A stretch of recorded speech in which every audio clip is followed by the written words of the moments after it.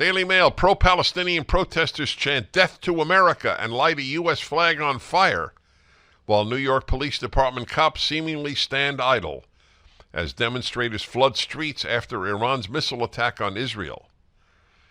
Palestinian activists set fire to an American flag being held by Israel supporters while chanting death to America right under the noses of the NYPD.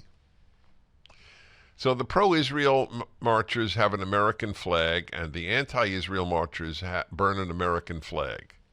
And there are people on the right, not many, but some, who can't figure out who the bad guys and the good guys are, who Americans should support.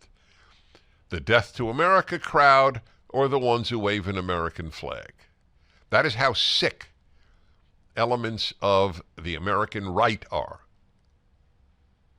And I'm sorry to say, who somehow can't tell the difference between Hamas and Israel. This is a worrisome development.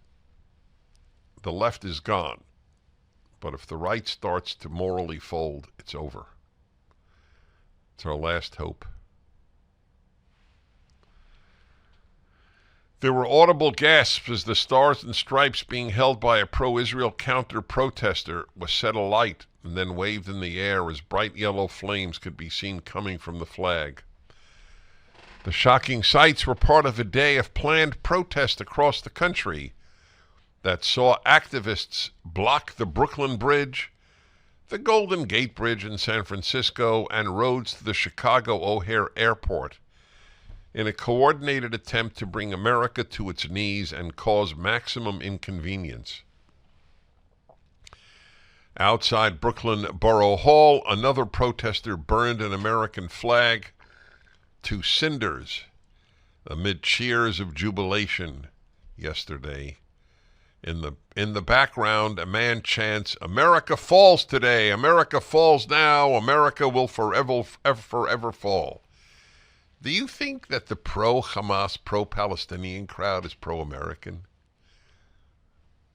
It was very painful that Tucker Carlson, whom I have such respect for in so many arenas, he seems to have lost his moral coherence when it comes to Israel and the Middle East.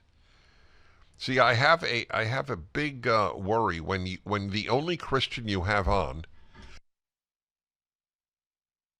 from the Middle East, maybe I'm wrong, maybe he had others, is a Palestinian Christian. There are so many Christians who live in Israel, who adore Israel, but they're not guests on Tucker's show. And I don't know why. I don't know why. So instead, a long interview with a Palestinian Christian who hates Israel as much as the Muslim Christians, which is because he's basically because he has the Stockholm Syndrome. You think he could say anything positive or better, anything negative about how he's treated? Do you know why there's so many Christians who have left the Palestinian territories? There are plenty of Christians who live in Israel. I have a very close friend who's a Christian, American Christian, living in Israel. He should be interviewed just to give balance. He should be interviewed by Tucker. I don't have an answer for that, but it's painful. Also, how did they get away with this? Was anybody arrested in Chicago? You block roads to an airport? Do you realize what they have done to innocent people? People who have gone to medical appointments, people who have gone to extremely important business appointments for the sake of the livelihood of their family. People going to weddings. I mean, you know what a canceled flight means to you. This is the same as a canceled flight. Did Chicago police arrest any of these people? If pro-life protesters closed roads to Chicago's O'Hare Airport, do you think they'd have been arrested? It's a rhetorical question. For the full episode of the Dennis Prager Show, go to pragertopia.com, sign up, and become a full member.